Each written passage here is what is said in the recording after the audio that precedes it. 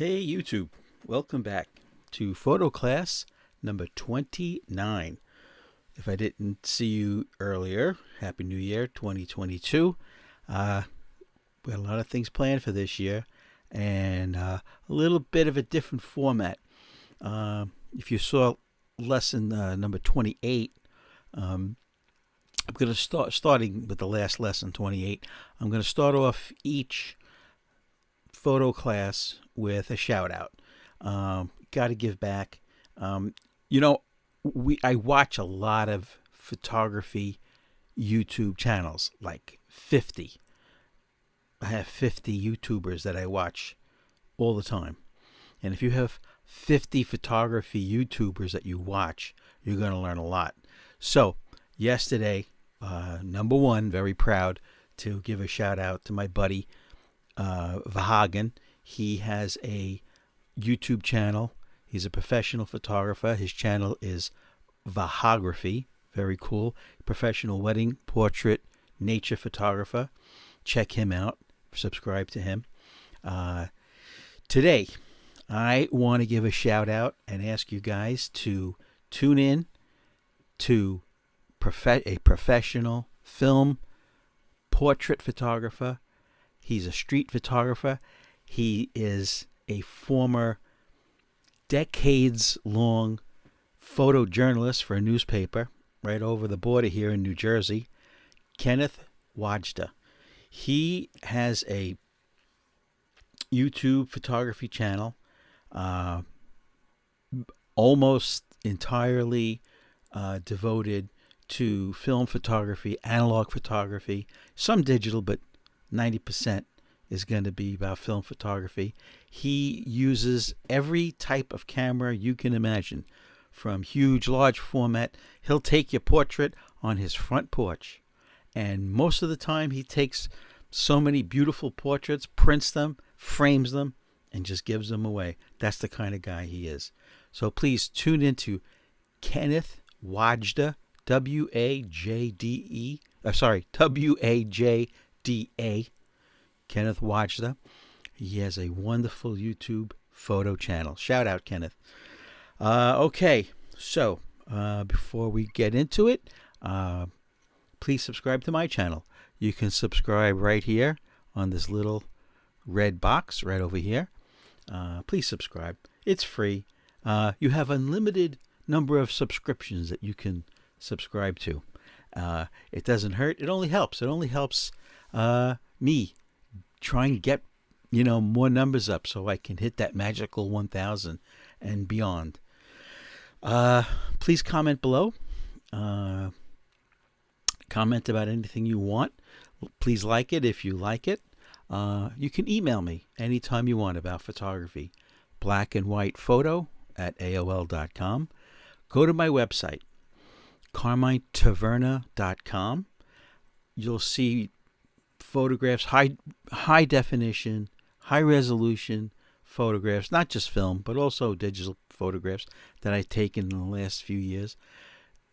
It doesn't go back to all my experience for 49 years. There were no websites 49 years ago. But check it out. Go to my website. Like I said, please subscribe. And it's easy. It's right here. This little red box. All right. Today, folks, we're going to discuss something that is very rarely seen on YouTube. It's when you have one camera. Okay. In this case, it's a beautiful Japanese Yashica D, right? This is a twin lens reflex. Okay, this is a real twin lens reflex. Yesterday's program, number 28, we saw a pseudo twin lens reflex. Go check that out, class number 28. Okay, this is beautiful, all metal, beautiful lens. This is the 80 millimeter Yashica lens. All right, now I emphasize Yashica lens because they made a Yashica lens which only had 3 elements. This one has 4 elements. This lens, the Yashica, is a Carl Zeiss copy. All right, much greater detail. Beautiful, beautiful rendition. Okay, This is the camera where you look down, which is awesome because you're already looking down, right? You're already looking down this way into the viewfinder. So you just move your eye here, right? And what's there is your f-stops and your shutter speed. Right here, you just turn these dials. You just turn these dials, right? And it changes your f-stop and shutter speed. This is the f-stops, right? And your shutter speeds are over here. Now, let's see. This camera, right? There's still a lot of them online, right? Yashica made so many different models. This is the D, right? Medium format, 120 size film. All right, this came out. This one came out in about 1972. My research showed, but no rust, no dents, no haze, no fungus. All right. If you're interested in this, in getting yourself a Yashica D, right? I just checked now. They're selling for ones that are fully functional, right? From a 100% credible seller, right? That's what we look for. Credibility rating. eBay calls it feedback. I call it their credibility. Okay. They're selling for $180. That's not a lot of money for a medium format film camera in great condition. It comes out of Japan. It's $180, but it is $35 shipping. Now, I've bought a few from Japan, and that $35 shipping, what does that get you? That gets you literally lightning speed delivery. Today is January 4th, 2022. If you were to order it and pay for it now, you would probably get it. It's a Tuesday. You'd probably get it by the end of the week. That's how fast I think it's DHL, is just incredible. DHL, you get 5 stars from me, 5 out of 5, because their delivery is incredible. From Japan, flies over the ocean, all right, goes to their hub. I think the DHL hub is in Cincinnati. Boom, central to the United States, and it's at your door in a few days. The average is like 3 days, depending on what time of day you order it, because of the time difference. Okay. Now, let's talk about this camera. Okay. This is really incredible. If you look on the back, okay, it's not what you see, it's what you don't see. All right. No hole in the camera. No punctures in the camera for that little red window that eventually will fog your film if you walk around with this in the sun long enough, right? Let's look at the bottom. No punctures. No little holes, no red windows that you have to worry about, right? Just a good old locking mechanism to keep the film safe. All right, you not only have to turn this, but you have to swing this over as well. Okay. How does Yashica do it? Very simple. After you take your picture, all right, let's see if it's wound. All right, let's wind it. Okay.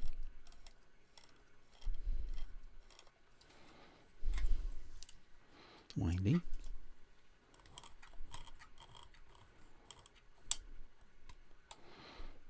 That was a fresh roll of film. It stopped. It clicked all by itself. Okay, it stopped. And if you look in the window, right here, frame number 1. So, cock your shutter here. Take your picture. Okay, now you still can't turn this. It has a safety. You have to push this button in. This has driven people crazy. They think that there's something wrong with their camera, that it won't turn unless you press the button in. It clicked. It's on frame number 2. Cock your shutter. Take your picture. Still can't turn it. You have to push in the safety. Now, why is that there? That's so you don't wind your film when you don't have to because you didn't take a picture. Okay, now I have a dummy roll of film in here. Let's take a look at the inside. Okay, very simple. All right, it has a C for close, a O for open. So duh. Let's turn it to the O. Okay. You heard that? That was the number reset, that little click. And let's see. Oh my, what happened? It's loaded with 35 millimeter film. Look at this. I don't know if you guys have ever heard of this, seen this, or more importantly, have you ever tried it? This is wonderful. What I've done is I have purchased a 3D printed adapter from 35 millimeter film to 120 spools, right? These cost about $17, brand new on eBay, okay? You just put the two caps on either side of the film, and like usual, you just roll it, all right? Then it comes with the take-up spool. This is the same length, same width as a 120 reel, okay? This is one piece, okay? This is one piece of 3D printed spool. It has a cutout notch in the middle. Now it's important that you get one that has these deep recesses, okay? That keeps the film centered, okay? And it's just simple. And now what do? You have when you shoot this, you have a negative. Now, right now, the obvious light box is bigger than the film. So your photograph is going to be on the sprockets as well. Okay, it's very cool. It looks great, especially if you scan it and print it with the sprockets. But here's what you have to remember.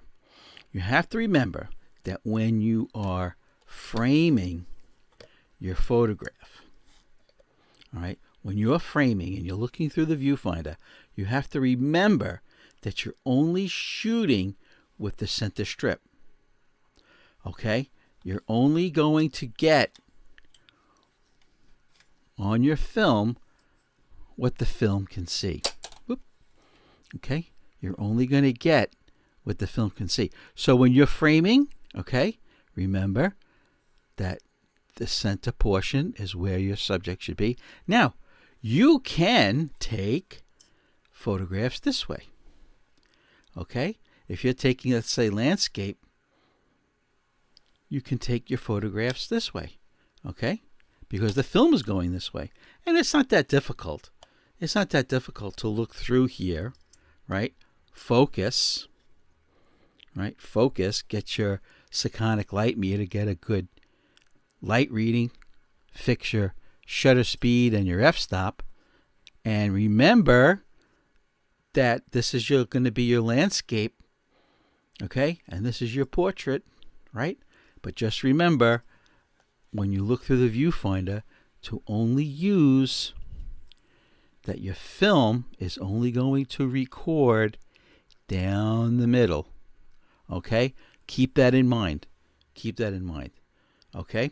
So if you have to move back a little bit, to get the whole subject in that you want, so be it. Now, what problem do you guys see when you use this? Okay. First of all, if you use a 24 exposure roll of film, you're not going to get 24 exposures. All right. You're lucky if you get 10. 36 exposure roll, you're lucky if you're going to get 15. Okay. So that's one thing. So after each time you advance the film, okay. Now remember, it's going to advance it the same distance as it would for a 120, so that's fine because your negative is going to be much bigger than a 35 millimeter frame, right? So now what's going to happen? You get to the end of the roll, and in a 35 millimeter camera, you would rewind it back into the canister, the cassette. You can't. You cannot rewind it back in here. Okay? All your exposed film is going to be here. Your canister is going to be empty, except for the little part that's taped in there. You cannot open the back in the daylight. You can only open your camera to remove the film in the darkroom or changing bag. It's not that difficult. Don't let anybody tell you that it's difficult. It's not difficult at all. Okay? You know what you're doing. You know your gear, right? So in the dark, you would just open your camera. Okay? You would disengage, right?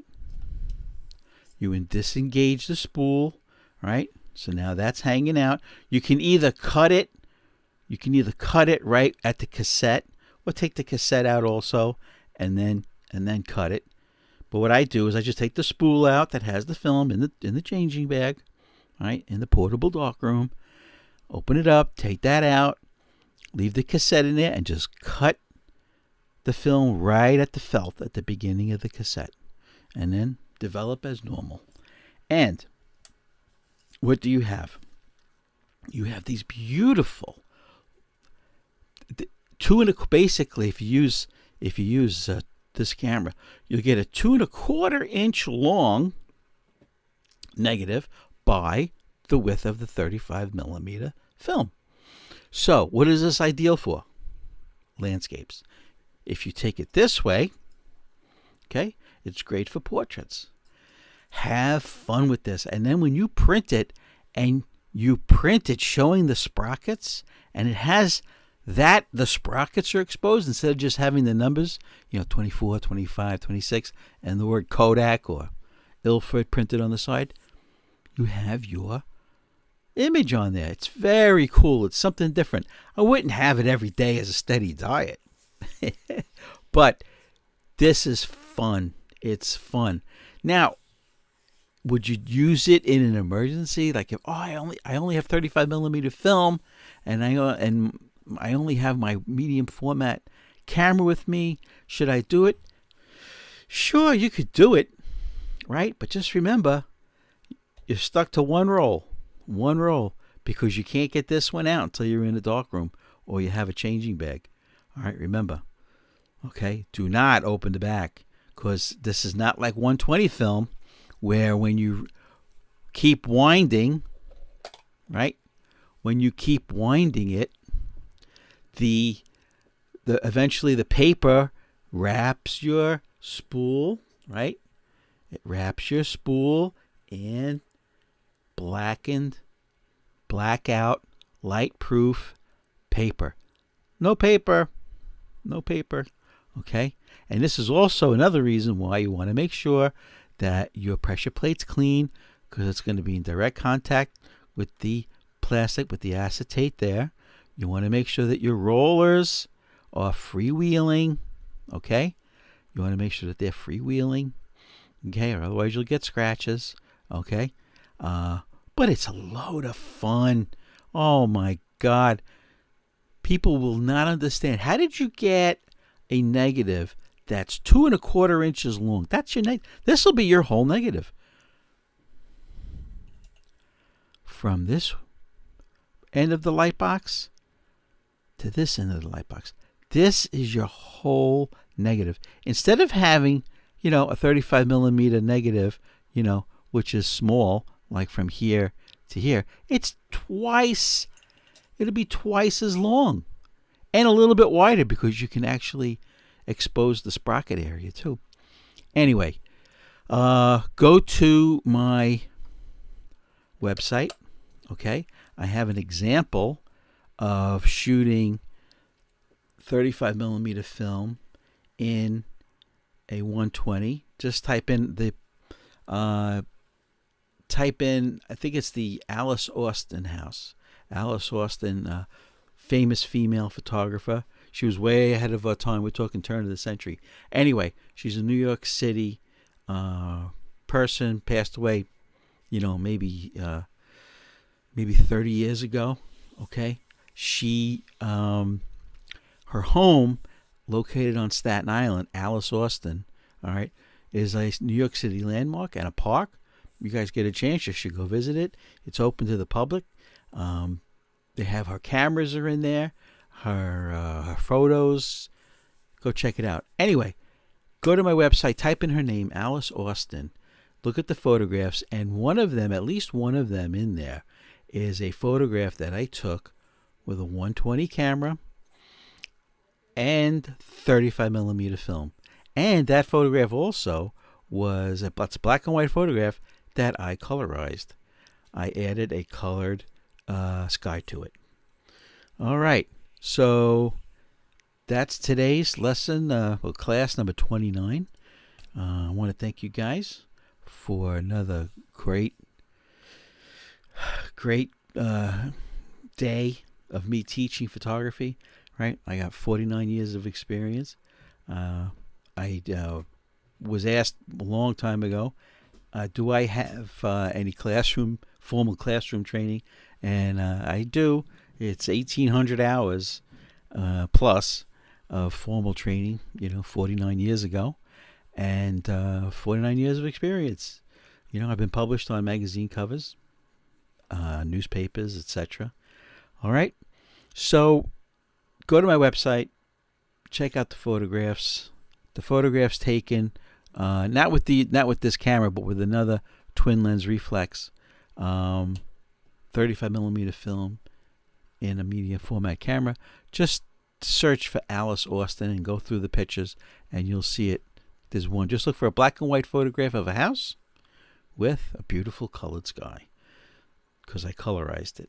Okay, it's an old photography studio profession where there was no color film, and they would take black and white portraits, and after it was printed and dried and ready for framing, the colorizer would sit with a palette of watercolors, and they would give the portrait red lips and blush, and if you had blue eyes, brown hair, and they would colorize it, and it would look exactly like a color picture. Beautiful, just beautiful. All right, guys, I think I went through everything I wanted to. Please subscribe to my channel, and please subscribe to fellow photographer Kenneth Wajda, Wajda, professional film photographer and digital photographer. Specializes in portraits and weddings, and he's a former news photojournalist for a newspaper right over the border here in New Jersey. Check him out. Have a great day. Thank you very much.